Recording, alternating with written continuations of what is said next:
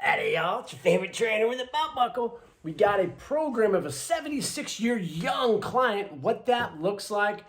First day, second day, third day, fourth day. All you got to do is show up. You're in the right hands.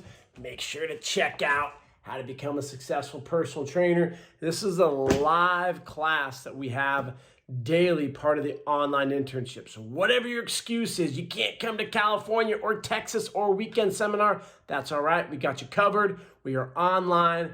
We can go anywhere in the world. Have a great day, y'all. Let us know what you think. From Georgia. If you can chime in, I'll read the program that we're going to have working with your mom. So the other thing I wanted to ask for help with is I'm starting to train my mom. First client, I live in an area with a lot of seniors, so I wanted to get some experience. She's a little younger at 76. I always switch those words out, old and young. And I'm in very good health and gets around pretty well. Only thing is that she had a knee replacement 18 months ago, and I'm a little nervous about that. She is cleared to exercise, but her knee does hurt sometimes after use. Any advice on getting started with her? Would you suggest a full body 3 times a week for someone like her? She's exercised and been active her entire life, so I think she can handle it. Anything from your experience I need to start out with and look for? So family members are the best people to work on, because if you hurt them, you just say, sorry, mom, didn't mean to. But obviously you don't want to hurt mom.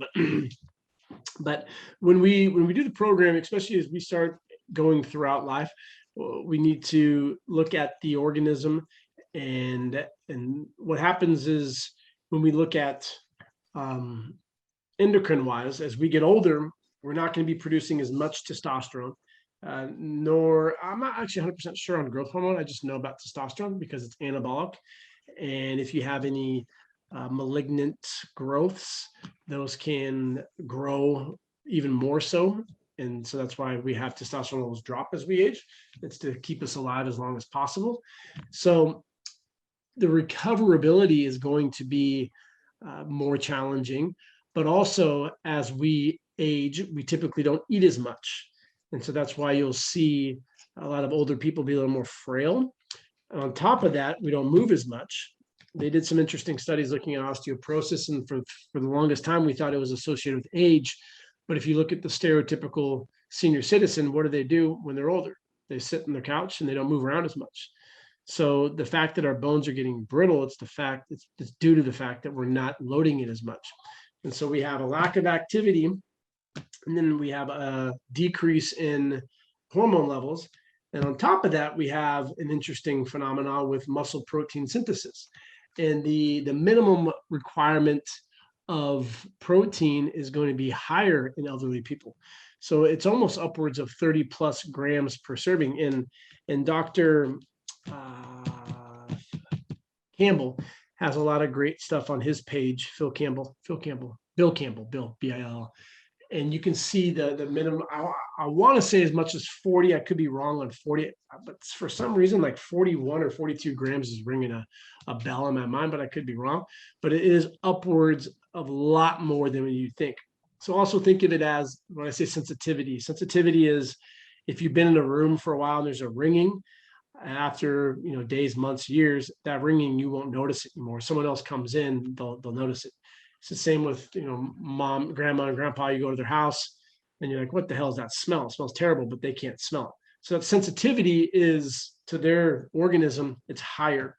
So when we look at a program, we should probably keep volume low, especially if we haven't been resistance training, because all those factors are going to typically lead into a potential of greater delayed onset muscle soreness.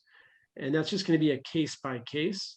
But if we're aging and we have sarcopenia kicking in, which is the loss of muscle mass due to age, and we're not consuming as much protein, and those factors can make us a lot sore than normal. So we don't want to overwhelm their system with soreness, especially if you do a full body. So do you know how many times a week that you would want to be willing to work out, Chris? As me as I tell her, really, I was thinking 3, but it sounds like that might be too much for. No, actually, I would say you get 2 options here. I would say start off obviously slow, but do like Monday and choose upper or lower body. And then the next day, see how she responded to that load, and then do the opposite. And then if she's able to do fine on Monday and Tuesday, then you can throw in 2 more days and you could do a Thursday and Friday. So so when you actually look at it as a whole, where you do a full body and it's too much, it takes you out for 2, 3, maybe even longer days. Whereas you just do half the amount of body, so upper or lower, and then you keep the sets, 2 sets, and then you just test out to see how she feels. And then when you check in with her the next day, how you feeling? Are you sore? And then you're going to get that data back, and then you're going to be able to go from there. So I would start off just by doing an upper body. So let's have you guys design this program for us. So if we're still gonna do our core, but I would go into the workout being like this.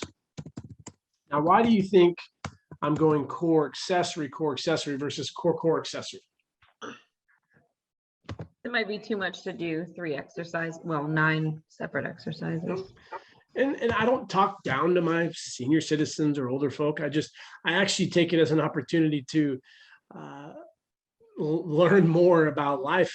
I ask great questions, and I was working with this Stanford professor who was a graduate teacher for botany, some shit. And I was fascinated by learning about biochemistry, and I was talking about the periodic table, and I almost felt like a couple of times he wanted to tell me to shut up because I was asking him so many questions. But I also did that in a way that I wanted just to be engaged and listen, but also respect the physiology of that is probably not going to respond as well. And remember, people are going to tell you that they're active, but ACT is relevant. So you said your mom is active, Chris, but what exactly is she doing? Has she been using load? No, I mean, she does like gardening and all that kind of stuff. She stays real busy. She walks a lot. But she's not lifting or anything. She hasn't lifted in probably 4 or 5 years. Do you know what her blood pressure is?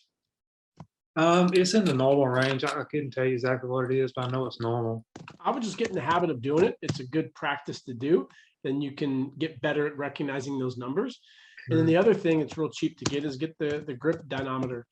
And you can do those weekly, monthly, and it's really cool to track that. So if you were to look at doing this tomorrow, we're going to talk about streams of revenue and how you plant a seed today.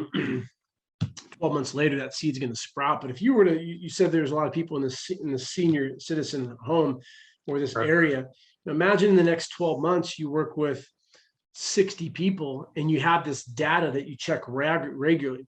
You see their BP, you see their dynamometer reading, and then they're going to go get their blood stuff, their blood lipids. And so when they do that, you ask for a blood lipid profile and the entire chemistry.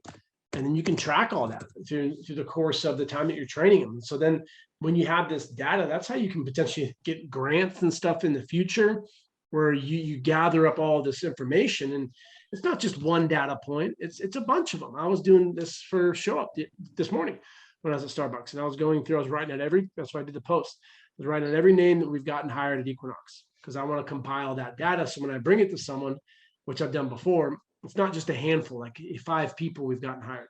We've had 12 people hired in the last 3 weeks. So overall, we have a significant amount of people that have been hired, but that's through the data points. So these are all things just to kind of get your brain thinking of stuff that you can use. I wouldn't care too much about measurements. Sorry, I wouldn't care too much about weight. Those are things that I would say are kind of irrelevant. But you choose for this first. We're going to do an upper body workout for this one, Chris. And so I'll have you start us off. What core pattern do you want us to start off with that would be appropriate for your mom, I think, for upper body? We do a push. Yeah. So then how would you want to regress that? Maybe like standing, pushing against the wall. Yep. There you go. So, and if you found the wall push-up to be too complex, you can even regress that to a seated banded press. So just imagine me behind your mom and just pressing out like this. So that's an option you have and you can even get the bands, not like the tube bands, the TheraBands that are thick, and they're like almost like toilet paper. They're very, very flimsy. I don't know the exact name of them, but they almost look like flags. And you could get that and you could use for your warm-up with band pull aparts, and then you can do press variations with them. So I'm with you with doing a push, and we'll do a wall push-up. And then the accessories are great because it's what you see is your mom is capable of doing. So I'm just going to throw a bunch of stuff out there. It could be a get up. When I say get up, you may be thinking like, oh, Turkish get up, that's too advanced. No, it's just getting down on the ground, lying down on her back, and then getting up. Is that something you think she might be able to do? I was actually thinking about that one because I'm always worried about her falling or something, not being able to get back up. So I wanted to work on it. Yeah. So I might save it for the next one just because we're doing pushes already. So you can do, you got leg abductions. What are some other ones you guys can think of? It's accessory. So an accessory is going to be some type of isolation. It can be a game. It can be Instagram worthy, whatever. Go. Like a dumbbell curl, There you simple. go. Curl or extension. bands. Good. Yep. What else? Would like a pail off or something be good right there? Yeah, Or- I would start with, so when you look at a core as an abdominal exercise, when you look at the more advanced one, you'd go anterior core exercise first, which would be a plank. Then I would go to a lateral core exercise, which would be like a side plank variation, and then a pail off, because what plane I'm challenging the transverse plane. That's why they call it anti-rotation. Yeah. And if we don't have a strong base, rotation can be vulnerable. We're most likely to hurt ourselves in the transverse plane. So, why not just play off of this and do a wall push-up into a wall plank Right. with some shoulder taps. And so then this is where you can get engaged and be active. And this is what's really important. So I mentioned earlier a term that is common for elderly people as we age. And what is that term called? Sarcopenia. Sarcopenia. That's the loss of muscle mass due to age. Now there's another phenomena that happens with power. And what is that called? Dynapedia. Yep. And then dynapenia, as we said up here, the grip strength is called dyna. Dyna, the prefix means power. It's a loss of power. So you have duration and intensity. Those are the two most important things we talk about with bioenergetics.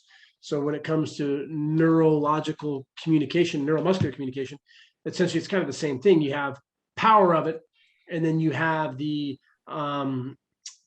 duration of it. So both of those go hand in hand. So the size or the sarcopenia aspect, your muscles getting smaller, and then the excitability of it. So if you were to put like a number on it, just think of it as when we're younger, it's at 100. As we age, it's 80, it's at 70. If we don't go to that max potential, then we'll never be able to get there again. So just start with, you stand behind her, and you just have her hold, see if she can do a shoulder tap, see how everything looks. We don't want to drive through our traps. We want to be depressed, fully protract, hold that position, start out with her feet wider, and then you progress. So you can bring her feet in closer and just do that maybe for 30 seconds. Rest, water, talk. Round 2, set of push-ups. We're doing maybe 5 to 8, nothing crazy. You'll see the head kind of come forward. It's not a big deal because it's the wall. So I think we're just trying to not hit our face. So that's not the end of the world. And then maybe do 5 or 8 of those, and then come back to the wall planks. So this time I'd do some auditory drills or tactile drills. Auditory would be, say, right or left. So you stand behind her and say, all right, mom, lift your right side. Okay, good. Okay, mom, lift your right side. And then just play with the auditory aspect and maybe do a few of those, and then you can do some taps. So whichever side I touch, mom, I want you to do that hand to your opposite shoulder, which is called, what is that term? Right hand to left shoulder. Contralateral. Good, contralateral. So you say, you touch over here and she touches. So you're behind her and you touch the right side, whatever, and then touch. I would just do 2 rounds of that. 5 to 8 on the push-ups. Maybe 30 seconds or so. Just use your judgment on that one. And then that's round 1. Round 2, what core exercise would you guys like to do? Squat. Okay, so we're gonna do upper Oh, body. it's all upper body. So what Maybe pull? just- Like a banded face pull, maybe. There you go. Yep. So do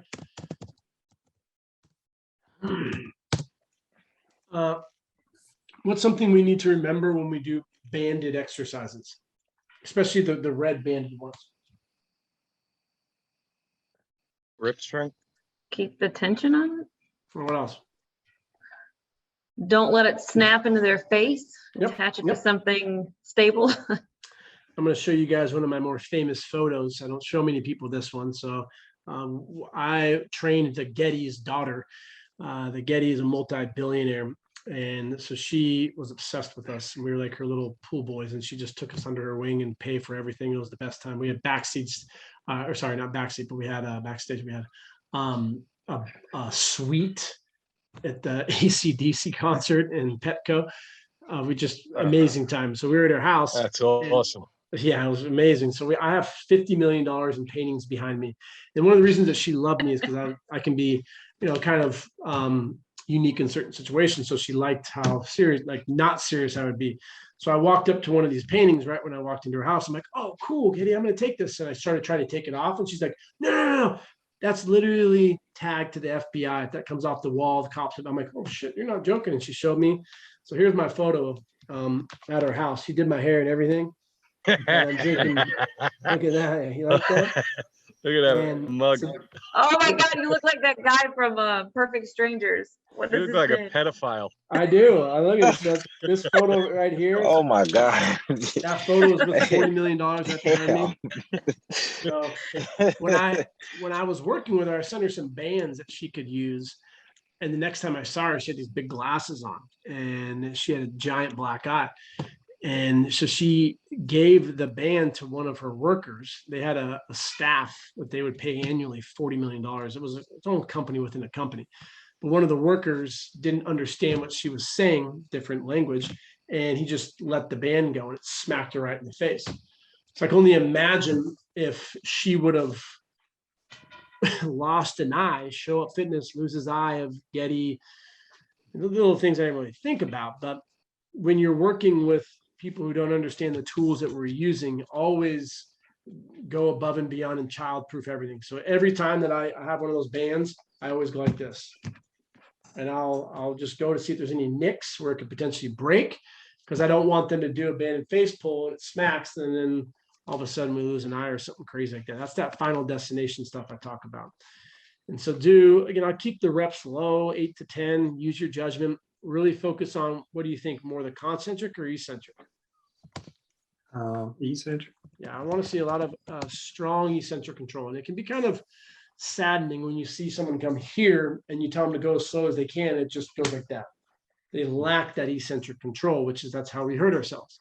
So again, 3 to 5 reps. And then we can get into, you ask your mom, what's your number one muscle you want to train? Maybe she says glutes. Maybe she says shoulders. Maybe she says traps. Who knows?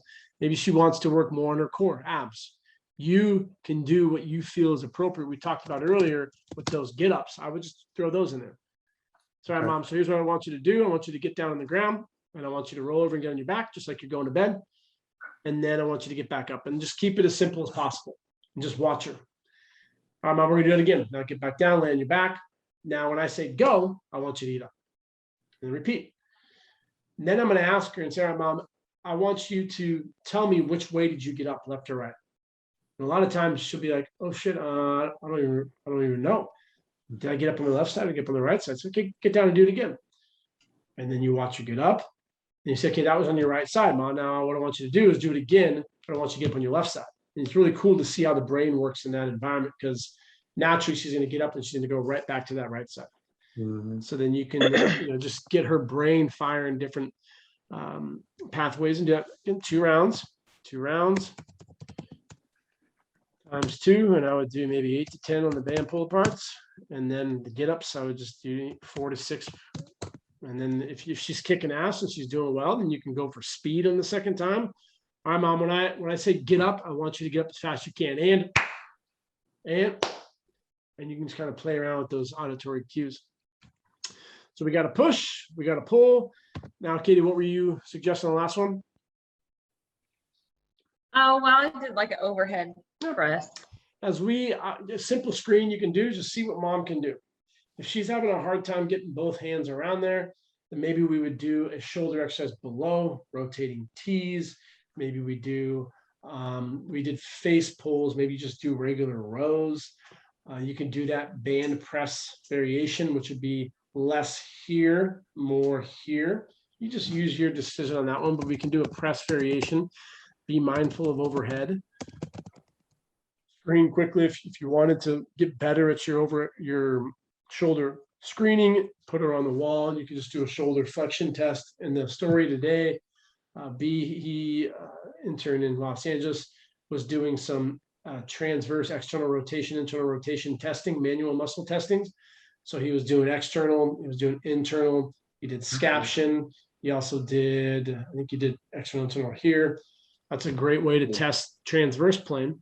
You could also test sagittal, and you can test frontal too. And then here, I might encourage you to get a little creative.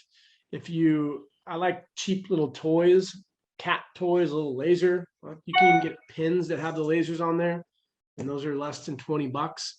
And you can do, put her on the wall, and you can have her just tap stuff. A, B, maybe she had a background in sport, maybe she played volleyball or something. You could get some balloons, and it could be like your game at the end. You hide them, and then, all right, mom, here's the last little thing we're gonna do. We're gonna play a color game, and so you get 3 balloons out: green, blue, and red. And then you throw them to her, and she has to hit the color that you said. Blue, she has to hit it, and then you have to keep the other 2 alive. Maybe you play hot potato, and you can't let the 2 balloons touch the ground for a minute. And whichever one you say for her to tap, you hit the other one. So 2 balloons are floating, and green. So she hits the green, you hit the blue. And you kind of check out her dexterity to see how well she can do it. Maybe she can do both of them. Maybe she can keep them both going. Maybe you throw in a third one. But that type of recruitment of the brain tracking things releases a really cool neuropeptide called brain-derived neurotropic factor. My favorite words to say: brain. I think that's brain. So I always get brain and Brian mixed up. Brain-derived neurotropic factor, BDNF.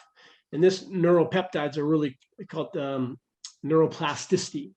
So this helps with keeping her brain active and relearning new things. And I thought this was really fascinating when I was reading some research on neurology the other day.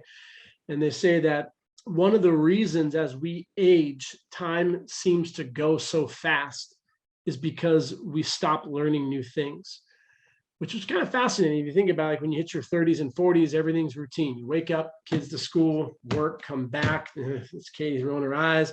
So it's all routine. We're not really learning new stuff. So it feels like it's compressed. So then you're like, holy shit, this year went by fast. It's already been a year, where when we were younger, 6th grade felt like it was 10 years because you're constantly learning new things. You're learning hopscotch, you're learning a new language, you're learning math, you're learning geography. So the more stuff that we constantly learn, it kind of keeps the brain, firing at different levels. That's why you'll see the Sudoku bullshit that they'll say, oh, they're great for old people to play, which is fine. But it's like, what are you going to say, Katie? Puzzles. I swear to God, I have to do puzzles in life. Yeah, no, puzzles are fine, Yeah. but it's I'm saying bullshit like that because if you look at it's like, we're so simple as a nation. We try to dummy down everything. It's, oh, you're old, but you should do water aerobics and play puzzles. It's like, Yeah, okay, I hear what you're saying. it's fine to do, but grandma, go fucking run a mile and then also go lift some weight. I want to see your deadlift. And it's like, we're not dead. And so those are fine things to do for everyone, but the body's pretty spectacular. So if you look at this upper body workout that we just designed, very appropriate, low demanding. Notice the reps are low, especially when we do eccentric. I don't want to do too much. I want to keep it all, a lot of it body weight to bands. If you had access to weights, perfectly fine to do. Just start out with light weights, 3 to 5 pounds. If you had a cable exercise, it's fine to do as well. So now what we have is a push, a pull, and you could flip these around. So if you wanted to start with the pull, if you want to do the push and into the press, that will be fine. And now we look at the second workout. So she comes back in. Let's pretend like it's not your mom. You check in with her later on that day, see how she's feeling. You might want to encourage, talk to your doctor, make sure it's okay. But if you feel a little sore already, look at some aspirin. Make sure to get enough protein. So do you like chocolate milk? Great. Go get some fucking Hershey's chocolate milk. That's fine. I want a good 30 grams of protein there. Maybe suggest like an orange Julius. It's one of my favorite things after a workout is fresh squeezed orange juice and a scoop of vanilla protein, because you're going to get the anti-inflammatories from vitamin C. and then you're going to get the protein that we're really focused on. So protein is going to help you feel better. A couple eggs, some cheese, whatever we can consume. And then we're going to check in tomorrow to see how we're doing. When she comes in, how we doing? I would check her blood pressure again. No need to do grip strength every time. If you want to, that's fine. But now we're going to do more lower body emphasis. How are we doing? How are we holding up? Good. I'm actually not that sore. Doesn't mean we go to 10 and we start doing 3-4 sets. We're just going to emulate the same thing on the lower body now. I would do the same exact core, accessory, core, accessory, core. And just to reiterate, accessory can be, there's no term online that you're going to find. This is a term actually Jimmy, one of our trainers in Santa Monica, came up with when he was one of my first students in West Hollywood. It's just an accessory as whatever you like, an isolation. When you work with more advanced people, so I see that I saw Ivan hop on here. Yeah, he's still on here. Like when him and I work out, we'll do bench press, and at the end of the workout, we'll do as an accessory, we'll do a bunch of push-ups. So for us, an accessory can be body weight. For someone who's really deconditioned, a core would be their body weight, as we're doing over here with the wall push-ups. So it's a case by case. Maybe you try to do some type of Instagram-worthy exercise, a game. This is where you can add in the fluff, things that make it entertaining for your client, knowing that they're going to be probably looking around on social media and so forth. The core patterns are where we're going to get most of the results. The accessories where we're going to have fun. Don't get lost in the fun and make the whole workout fun. So which lower body pattern do you want to start out with, Chris? Probably squat. We do a body weight squat. And then why don't you come up with an accessory exercise for it?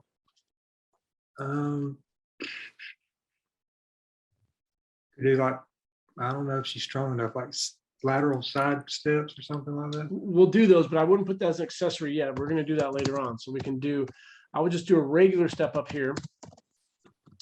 And then if you wanted to here, you could do a lateral, or a bridge pattern.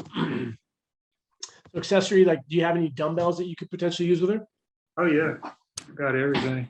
Okay, so if you want to do some curls, if you want to do some kickbacks, you want to do some lateral raises, front raises. If she's not that sore in the upper body, maybe you wanted to do a dumbbell press. That technically wouldn't be accessory, but that'd be fine to do. You use your best judgment here. And so then you do your steps, so squats, body weight, 8 to 10. Curls, 8 to 10, 2 rounds of that. Step up. I'll probably keep it even lower on this one, maybe 5 to 8 per leg because you're doing 2. And then accessory, who wants to throw in an accessory on this one? Like a bird dog or a dead bug. Yeah, there you go. Bird dog core exercise. So that's going to encourage your getting on the ground. And I like that, Katie. So then you can look at shoulder mobility.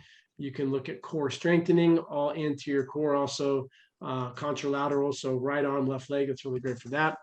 Do this for time, maybe 20, 30 seconds, and just work with core stability and stabilizing yourself with full protraction. We don't want to elevate. We want to be depressed. Do that for 2 rounds as well. And then depending on how she's doing, you just ask her, how you feel, Mom? Maybe it's a little more taxing than yesterday because we're doing more lower body. We're going to go ahead and do some lateral step-ups. Or option B would be next time you do the leg workout, you add weight with the step-ups, or you do a lateral step-up. And so then who else would like to throw in a accessory exercise that she can do here?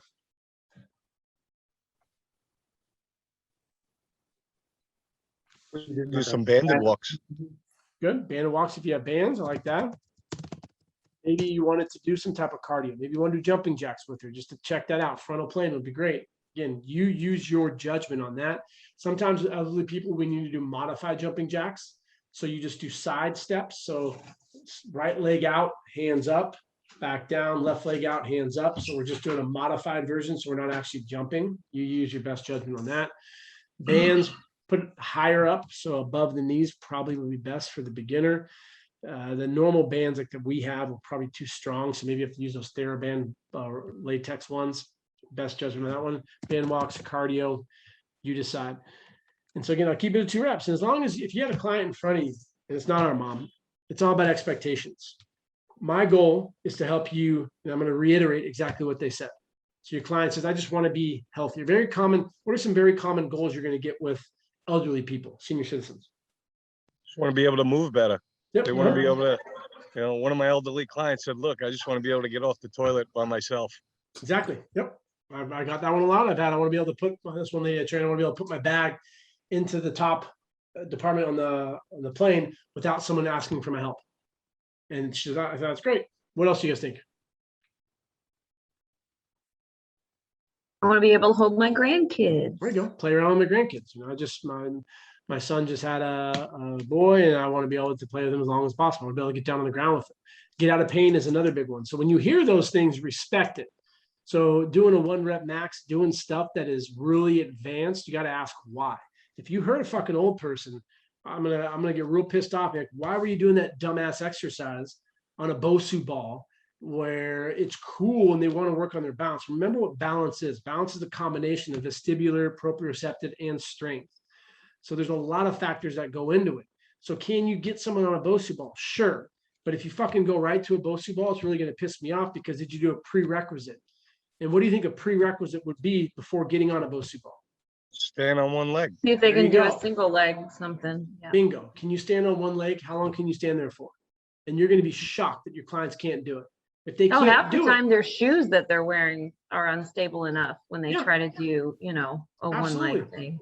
So if you want to take your shoes off or whatever, but that's 100% so true. So then you got to ask the question, why are we going to a BOSU ball? Because that is advanced. You gotta think of a BOSU ball is like teaching someone a unilateral leg exercise beginning with a Bulgarian.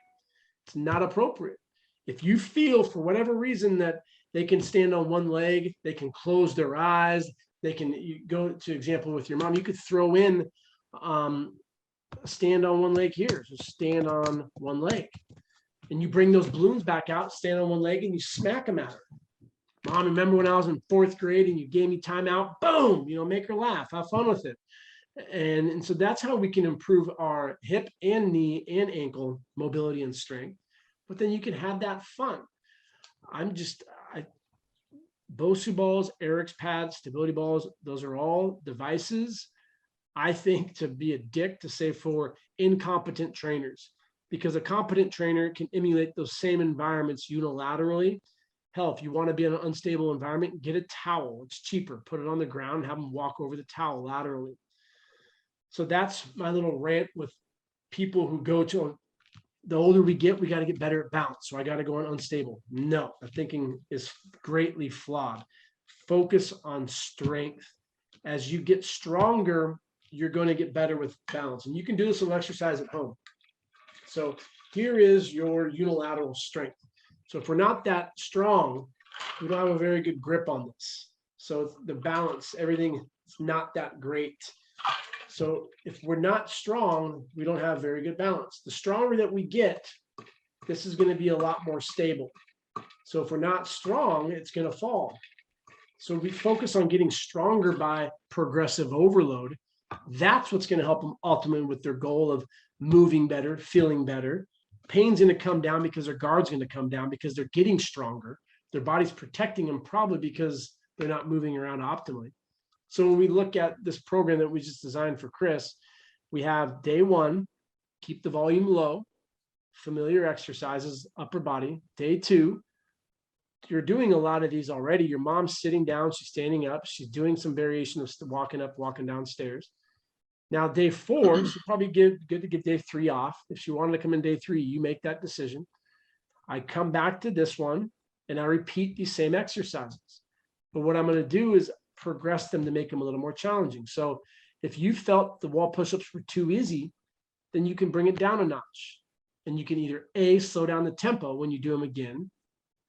B, you can do the push-ups with a shoulder tap. So you're combining the two. Or C, you could go down to a bench and go even lower. That's increasing the intensity. Add in an accessory, so a new variation. You could do a bicep curl there, a balance exercise, whatever. Now we get into the pull.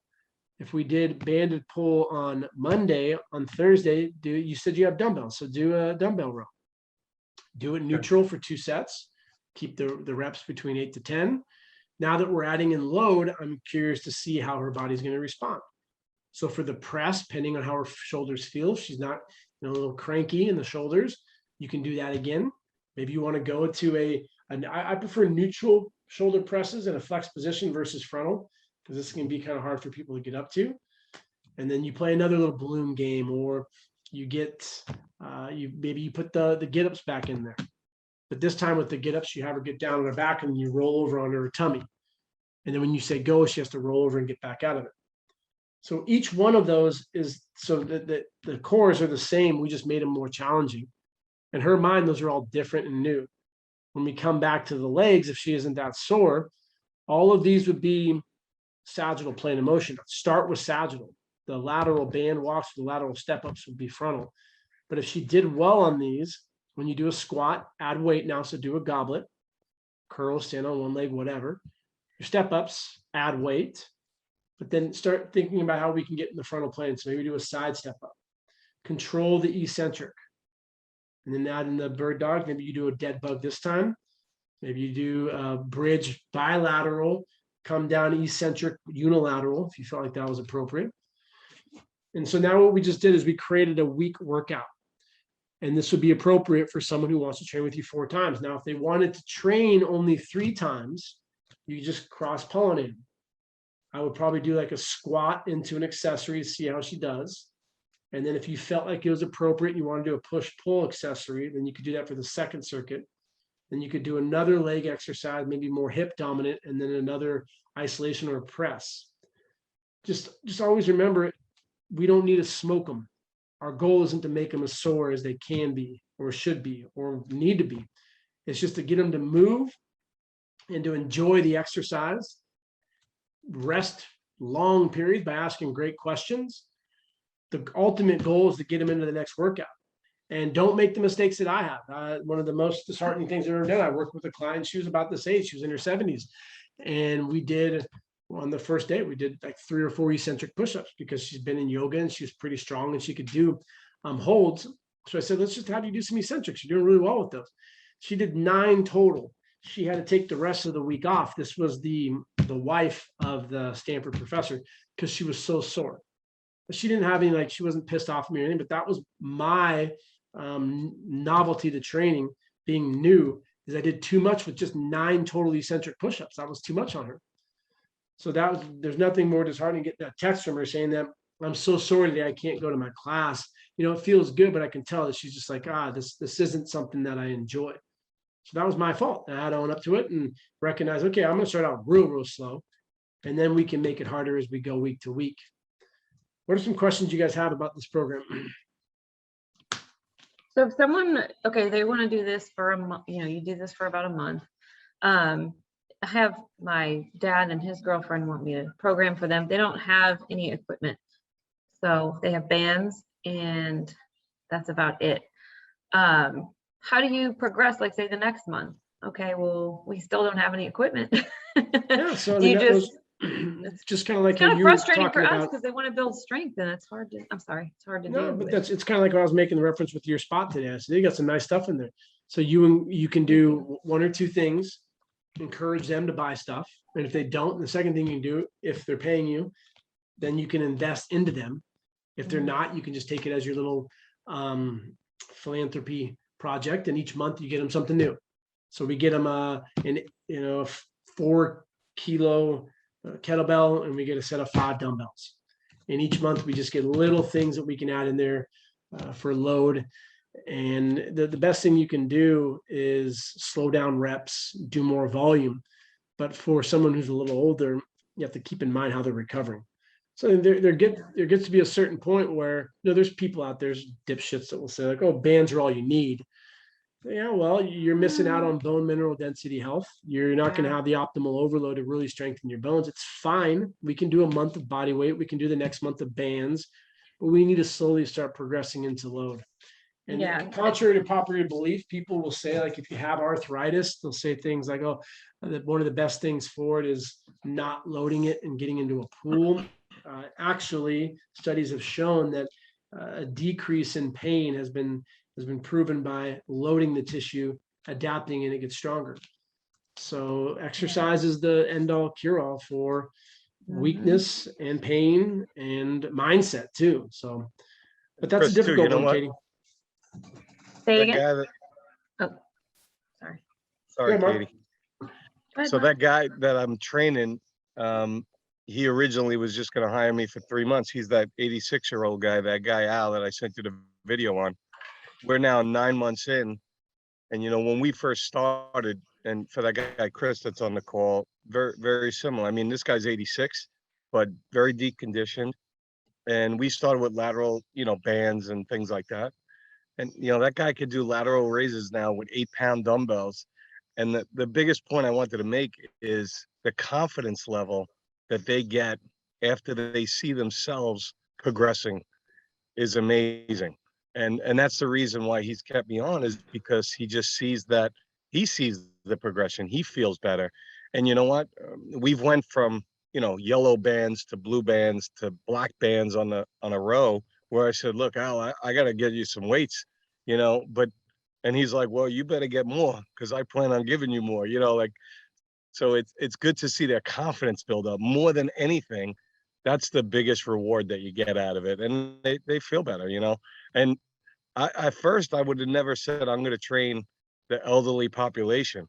But let me tell you something, to Chris's point, they're amazing. They love to talk about their life history if you ask them.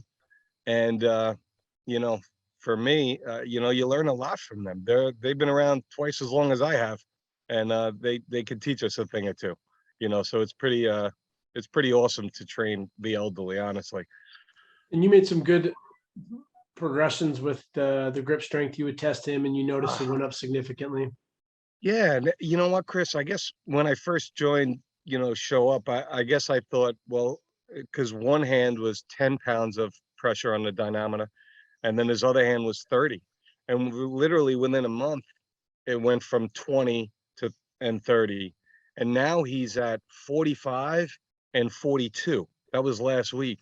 And I always thought, well, I got to train him more on the left side. You know, that was my original thought.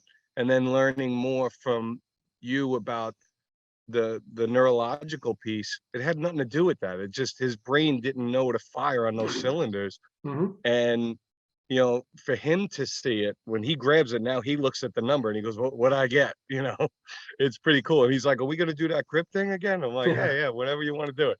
But it's, you know, that was a big learning for me, is it's got nothing to do with the strength of his left hand. It's got everything to do with his mind not being able to fire him on the right cylinder. So it's pretty great learning experience.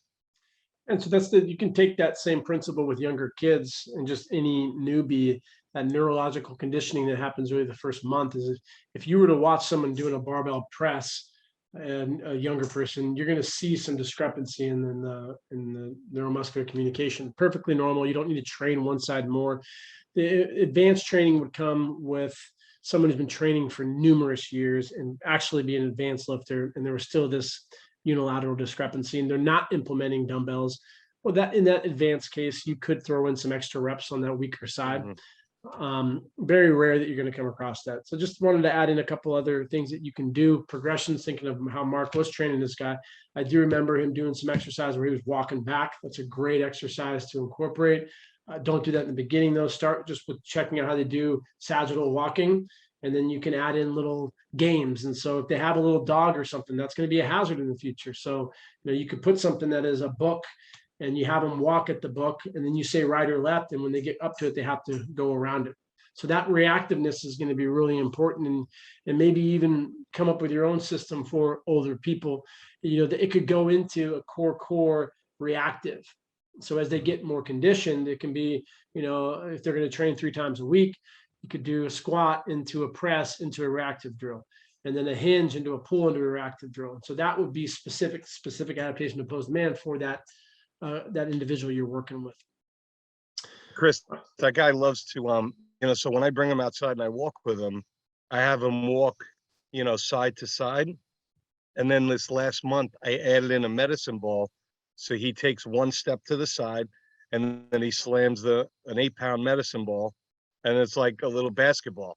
And he goes to the left, slams it down, goes to the left. I go right, left, and he loves it. It's, you know, and what's cool is the whole neighborhood sees him doing it, and they all come out and they're like, check this guy out. You know, this guy's 86 years old, and he's sitting there slamming a medicine ball, you know, and he loves it. That's powerful, because, you know, you're putting on so many years on his life, and Yeah. Yeah. Versus decaying and, the grave's coming soon. It's like you're reviving people. So that's awesome. Yeah.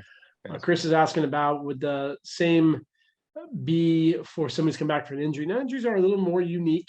I would not put any special attention into the weaker leg because it's kind of an older injury, and with the therapy, you just may notice some discrepancies in the movement with proper progressions and training the movement over a couple of months. It should come back to normal. If it doesn't, then maybe you can incorporate that in the future. So by doing single leg bridges on the weaker one, as she gets stronger and you wanted to throw in pistols when you felt like it was appropriate, you could do more pistols on that weak leg. But just make sure that the foundation is there for strength. So hopefully this was helpful for you guys. Now you know how to train someone who's in their 70s. Vocabulary is really important. Making sure to ask great questions, being respectful of your elders, making sure to sign a waiver, take it as an opportunity to link up with the medical professionals so you can show them how great you are, which will lead into more referrals for you. High blood pressure or low blood pressure, just remember that getting up too fast can make them a little woozy. So always be a lending hand to help them up. And that's pretty much it for senior citizens. We do have our NASM call hopping on here, so I got to hop off here. But tomorrow we're going to get into more business stuff, and we'll go from there. Enjoy the rest of your night. Appreciate it. Peace. See you guys. Thank you. Later.